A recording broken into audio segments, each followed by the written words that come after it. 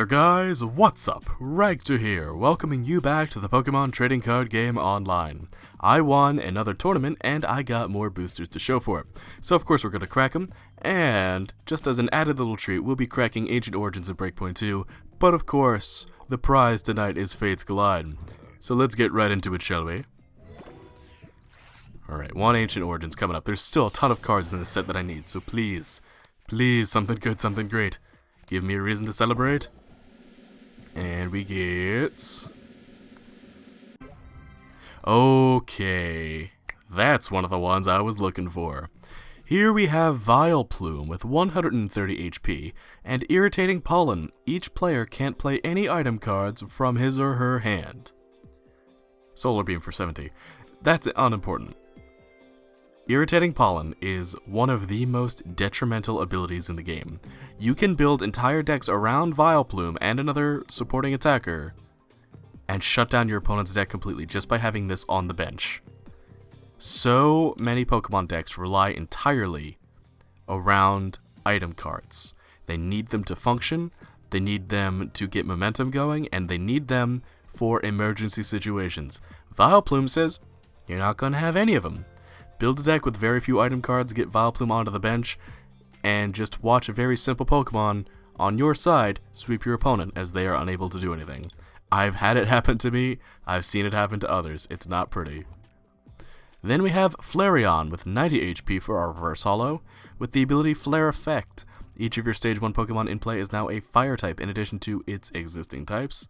And Heat Breath for 60 plus, flip a coin if heads, this attack does 20 more damage.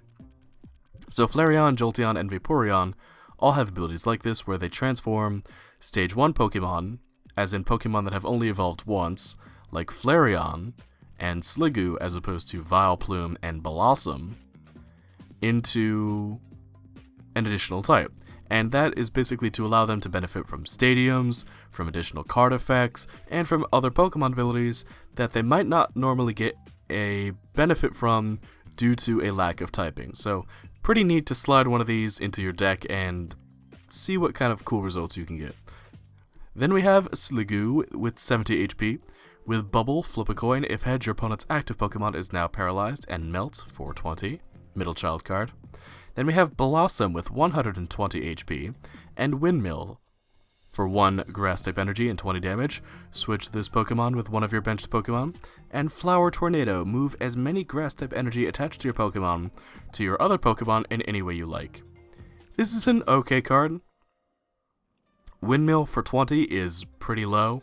1 Grass type energy for 20 damage. You can do a lot better in terms of efficiency.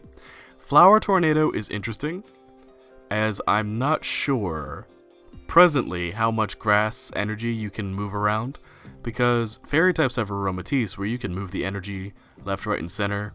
Metal types have Bronzong, which can pull the energy from the discard pile. Same with Mega Manectric EX and electric types.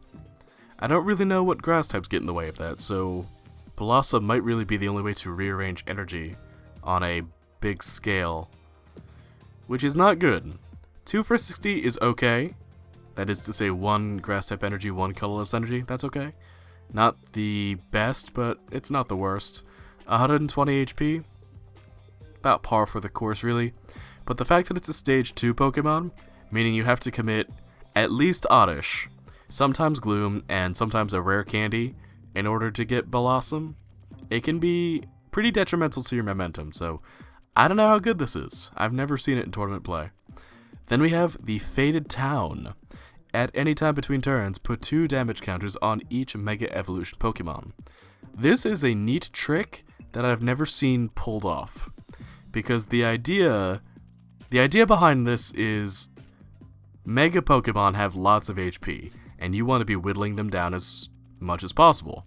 The thing is though, you only really ever use the stadium if you yourself don't have any Mega Evolution Pokemon. Excuse me. And if you aren't running Mega Evolution Pokemon, you probably have another win condition. A win condition that benefits, more likely than not, from a stadium. So you will probably be running that over this card, but I don't know. Maybe someone can find a use for it. I just don't know it personally. Then we've got Inkay shooting out its ink. It's very bizarre card art. I can't really tell what's going on in this scene, just that Inkay seems in distress? Maybe it's evolving? I mean, it's using Ink Spit, that's its attack, but... Then we have a Katini looking very blissful, very happy, very peaceful. I wish I could take a nap at the flowers and not have an allergy attack. Then we've got these action figure cards. I don't understand these. They're weird looking and, frankly, a little creepy. But at the same time, I want the action figures. So, cough them up. I want them, Pokemon Company. Then we've got a Chill Gumi. He's just sliding along, having a grand old time. And a Larvesta. And I actually really like this card art because of all the detail and all the shading that goes into it. It's a very pretty card. But anyway, we're not here to look at pretty cards. We're here to collect them. So Breakpoint, there are still a bunch of cards from this set that I need. So come on, Breakpoint. I've been good to you. Please be good to me one more time. Something good, something great. Give me a reason to celebrate. That is a pretty good reason to celebrate. Here we have Trevenant with 110 HP and the ability Nervous Seed. As long as this is your active Pokemon, the attacks of your opponent's basic Pokemon cost 1 colorless energy more. And then Energy Press. This attack does 10 more damage for each energy attached to your opponent's active Pokemon. So, Trevenant here. Very easy to get out, as Phantump has an attack that will evolve it into Trevenant right away as soon as Phantump can attack. Not only that, Trevenant gets an amazing Break evolution, which makes it bulkier and introduces an even more complex meta, as you can run this alongside the Trevenant that blocks, I think it's item cards, as long as it's your active Pokemon. It blocks your opponent from using item cards as long as it sits in your active slot. So you can use this alongside that in order to be incredibly detrimental to your opponent at different stages of the game. Energy Press synergizes within itself. Very, very handy but what I mean by synergizes within itself is that Nervous Seed forces your opponent to attach an extra energy to their Pokemon in order to attack. Well, assuming they're basic Pokemon. Energy Press does more damage for more energy. So Trevenant can pick up some very easy early game KOs. I've lost to this Trevenant before. It's a very good card. Then we have, for our Reverse Holo, a fabulous looking Kricketune with 90 HP, and Screech during your next turn. Any damage done to the defending Pokemon by attacks is increased by 60 after applying weakness and resistance, and Slash for 40. 100 damage done across 2 turns though. Not the best. Really not. You really want to be optimally doing 100 damage in 1 turn, and then 200 damage in 2 turns. But it's a Kricketune, so what can you really expect? I suppose you could use Screech in order to synergize with another Pokemon, if you've got, say, a Float Stone or a Switch, just to help your next Pokemon pick up KOs, but at that point you're better off using Strong Energies, Muscle Band, fighting Fury Belts. There are better ways around than Kricketune, rather. Then we have Swanna, 80 HP with Wing Attack for 20, and Brave Bird for 80. This Pokemon does 20 damage to itself. Not really an outstanding card, but it'll look good in your binder. Then we have a very intriguing card in the form of Slowbro. With 100 HP, I'm going to skip Careless Sight, it doesn't matter. We have Walk Off Homer. If you use this attack when you only have 1 prize card left, you win this game.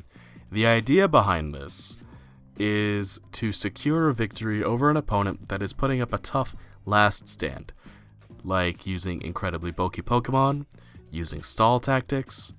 Maybe you just don't have the attacking resources to pick up that last KO. Maybe your win conditions have all been knocked out. Don't worry about it. Count on Slowbro, and it'll get done. It's a weird card. It's got a bizarre energy cost for 3 colorless, which tells me that it wants you to commit at least 1 double colorless energy, or do some water type energy rearranging in order to make that done, possibly even fairy type. It's bizarre. 3 colorless energy is awkward, but I think it's designed like that on purpose, just to keep people from running exclusively Slowbro decks to pick up their KOs.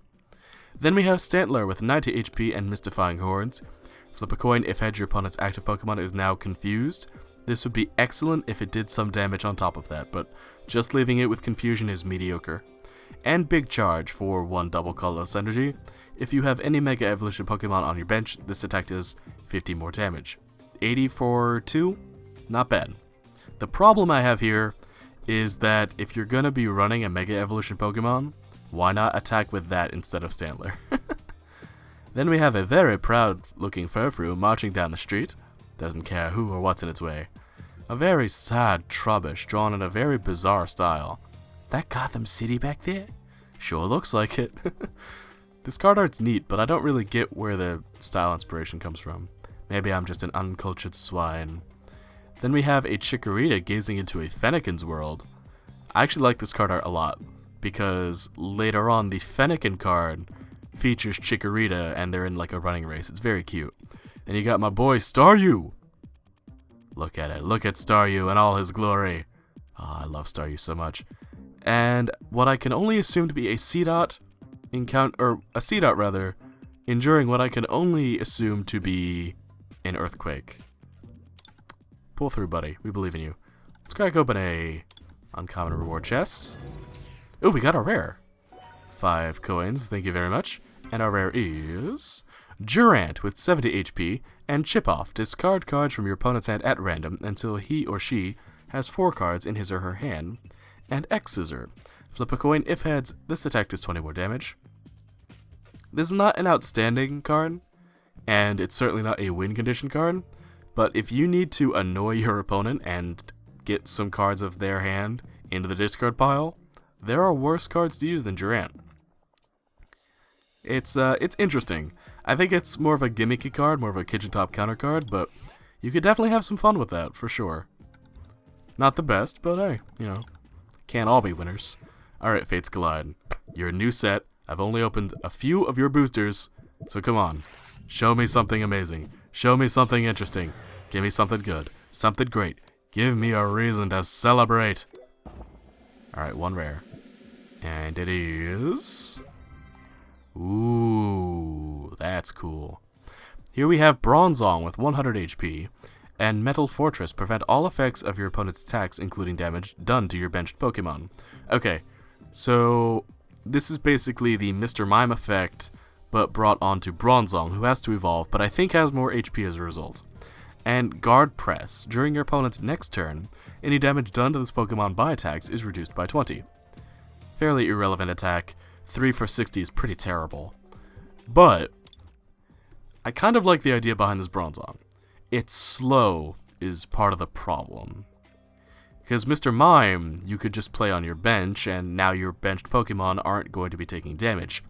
Bronzong has to evolve, but at the same time it has a little more HP. Which tells me that I think it's mostly designed around not being picked off by Crobat, and very likely now the new Alakazam cards. So I kind of like that. Then our reverse holo is that Racing Fennekin I just told you about. Look at that happy Chikorita. They're just happy to be friends. Then we have a Duosion with double link. If Solosis is on your bench, this attack does 30 more damage. If Duosion is on your bench, this attack does 60 more damage. This could actually be a very cool card if those stacked. That is to say, if for every Solosis on your bench, you got X number of damage. For every Duosion on your bench, you also got X plus more damage. As it stands, it's a middle child card. It's okay. It'll get you to Reuniclus, but it won't win you games. Or maybe it will. Maybe you'll get super lucky. We'll have to see.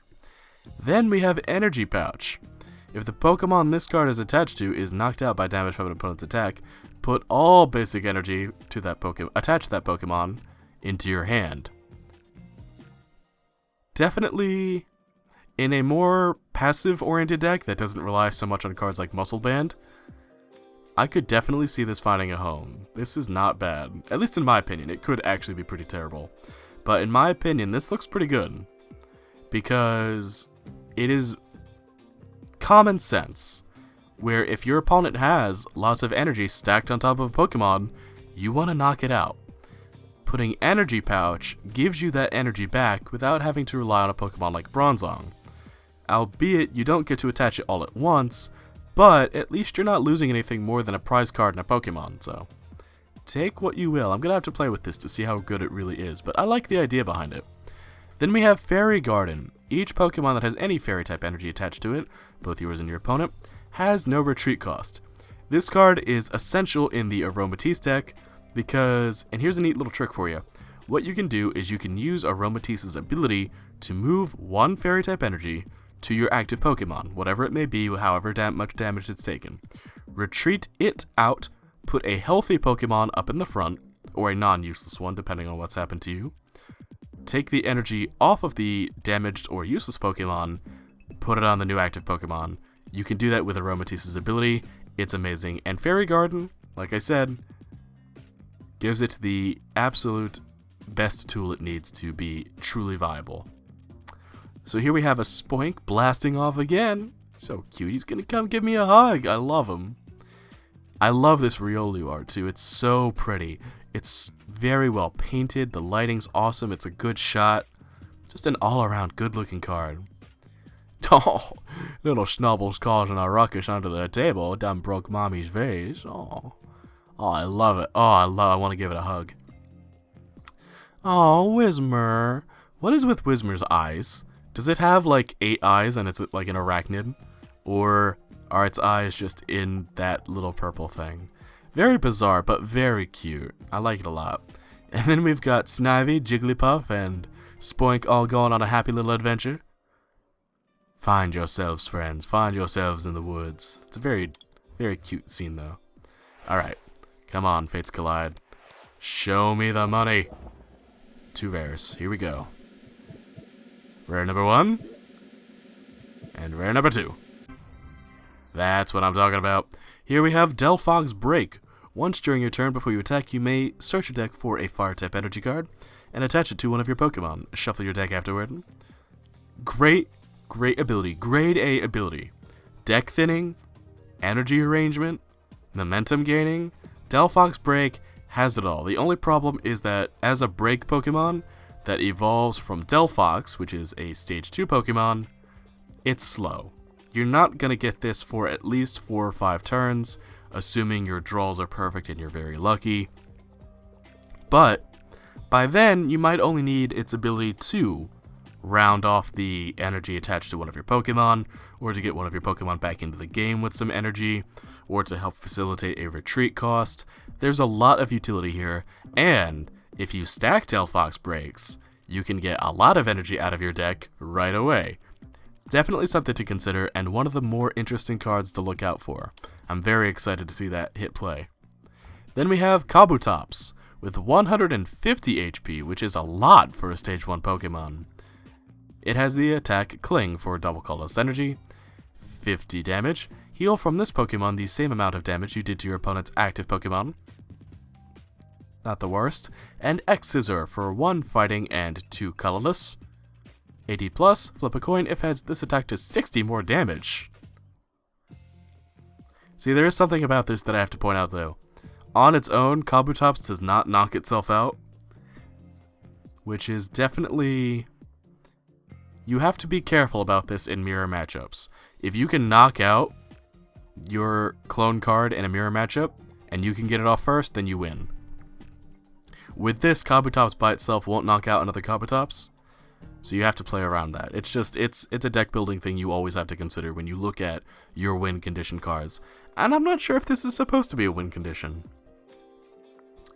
Though I wonder if it has a break evolution that gives it, like, that extra edge, because this card's okay.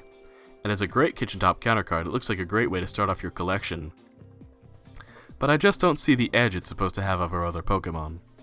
Maybe it's just me though. Maybe I haven't tapped into its full potential. Here we have Scorched Earth. Once during each player's turn, that player may discard a fire or a fighting type energy card from his or her hand. If that player does so, he or she draws 2 cards. One of the best ways in the game for fighting and for fire type energies to get a little extra draw power and to get their essential energy cards into the discard pile, where Pokemon like Garchomp can pick them up and attach them to Pokemon as need be. You've got Blacksmith. There are tons of ways to make use of this card and not have a net loss. It's amazing. The downside is your opponent can also take advantage of it, but that's any stadium. Then we have Omanite. This is actually some pretty neat card art.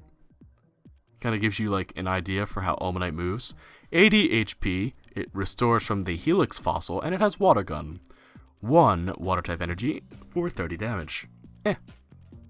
I mean, the real reason you're using this is to evolve into Omastar, so... Or to put it in your binder, so... Then we have an Alakazam Spirit Link.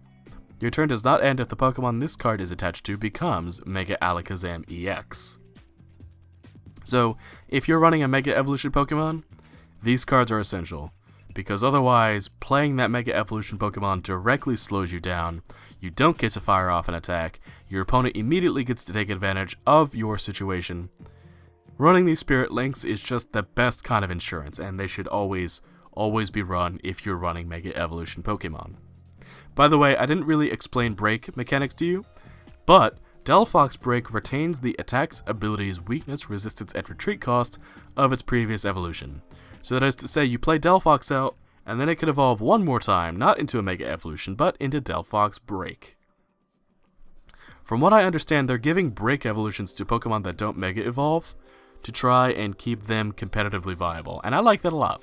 I think that's a very neat touch. You keep on keeping on, Delphox Break. Anyway, then we got that Rowdy Schnubble again. This adorable little Minccino. Oh, I want to give it the biggest hug. Look at its tummy. Look at it. Then we've got a Deerling. Couple Deerlings being very happy. Frolicking in the woods. Then we've got a tough-looking Meowth. He's up to no good. That's right. And a Solosis. Tormenting a Shelter with Telekinesis. The first time I saw this, that card blew me away with how kind of disturbing it is. Alright, come on, Fates Collide. Show me the money. Show me something new at least. Show me something I can show the fans.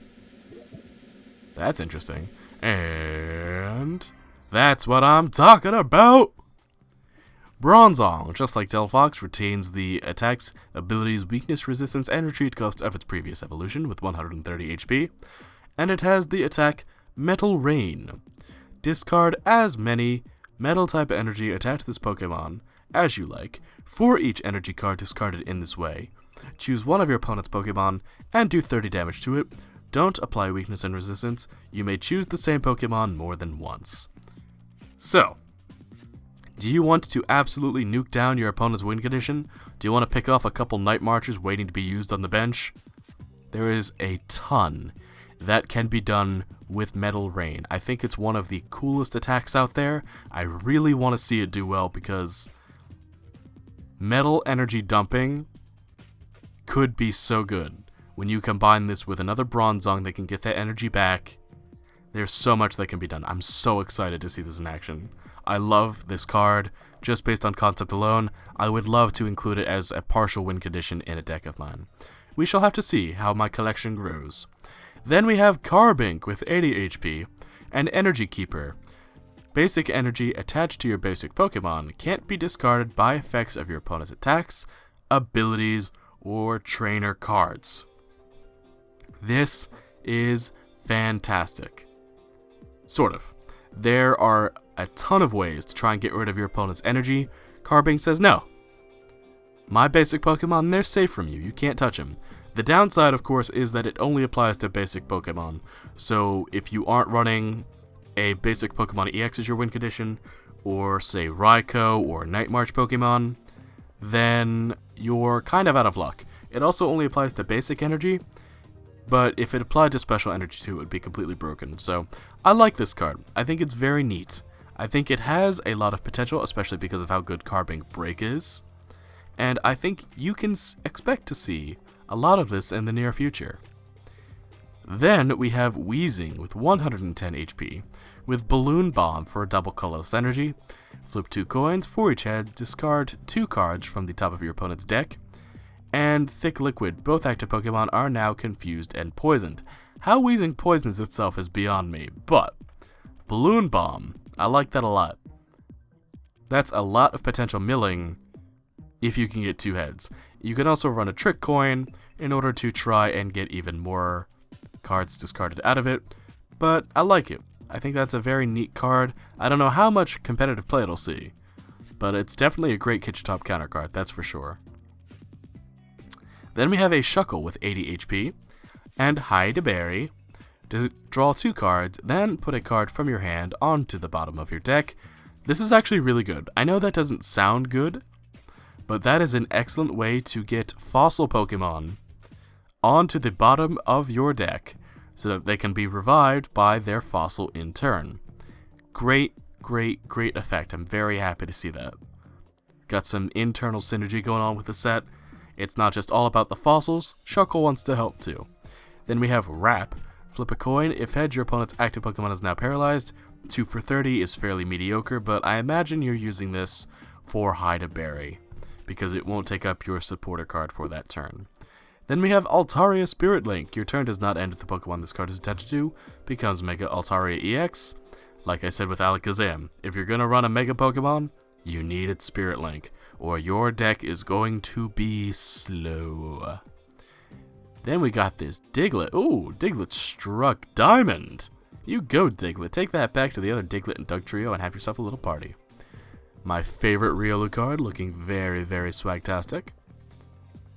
Some Burmy just hanging out, having fun in this weird grass city that they've got going on. It was in the Fennekin Chikorita card art too. Not really sure what it's about, but it's pretty neat looking. Very neat card art. I think that looks really good in a binder. Then we have a bunch of Cotini just hanging out, having fun, giving each other hugs and kisses. Looks like a grand old time. Good for you, Cotini. And then, I love this Coughing. Actually, I'm very pleased with both the art on Coughing and Wheezing. Coughing here, done in a lovely painted style. I would put that on my wall. I think that looks gorgeous. Alright, last booster of the night. Come on, something good, something great. Give me a reason to celebrate. Show me something big. Show me something cool. Show me Zygarde, the most shafted Pokemon in all of history. You were supposed to get a Pokemon Z. What happened, Zygarde? Oh, I just dropped a box under my desk. With 120 HP, it has Rumble for 1 fighting, 1 colorless. The defending Pokemon can't retreat during your opponent's next turn, does 30 damage. And Geostrike for 2 fighting, 1 colorless. This attack does 10 damage to each of your benched Pokemon, coming off a base 120. The numbers there are okay. About average, slightly below average. The thing is, I don't really know what the shtick of this is supposed to be. I don't really get why you would want to run this over another Pokemon. Like I said, the damage is a little under par, but it does not get self out, which is very notable. It does damage to your benched Pokemon. It's not that aggressive based on the cards that I know so far, but I suppose there could be a lot of potential for 3 colorless energy. Not 3 colorless energy, 2 fighting and a colorless. So I don't know, we'll have to see. We shall have to see, indeed. We have another Scorched Earth for our Reverse Holo. It only comes up as new because it's a Reverse Holo. We have opened this card before. Then we have Wormadam with 110 HP, with Sand Spray for 30, and Twin Bursts. If Mothim is on your bench, this attack does 60 more damage. 120 for 3, like I was saying with Zygarde. Not that great anyway. And this is conditional damage on top of that? No thanks, I'm not dealing with it. Then we have Loudred at a concert, losing its mind it looks like, with 90 HP and Smash Kick for 10, with 1 colorless energy, and Stomp. 40 plus, flip a coin if heads, this attack does 40 more damage. Very classic middle child card. And Kangaskhan, with Tiny Punch and Mega Punch, 40 and 100 respectively. Nothing really to write home about here, but it's a cool card nonetheless. If you have a monitor big enough, you should give Kangaskhan a high five right now. Give it a high five. Do it. Anyway, we have another wonderfully painted Riolu card. I love how the Riolu cards in this set look. They're all so pretty. And this one's got, oh, it's got like falling leaves and stuff. Oh, I love it. I thought it had snow for a second. I was about to get very excited. Snow cards, always good. Then we have this Carbink. Wait, what? Okay, that's why it's not that good. Prevent all effects of attacks, including damage done to this Pokemon by your opponent's Pokemon EX. Yeah, you're really going to be using that to win your games. But, I mean, hey, I guess it could be an interesting tech card. If your opponent relies solely on Pokemon EX, then Carbink would actually be a hard counter to it, so who knows, maybe that's better than I'm letting on. My other two Riolu cards in the same pack, and I love the art on both of them. So good.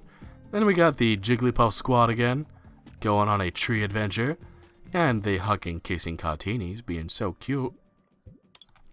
Well, that was an interesting set of packs. I'm very pleased with the break evolutions we got. I really wanted Bronzong break, and I got a couple of item cards that I wanted to play out with. So I think that was a pretty good haul all in all. I like that a lot. Definitely going to have to try and work that Bronzong into a metal type deck with that Lucario card.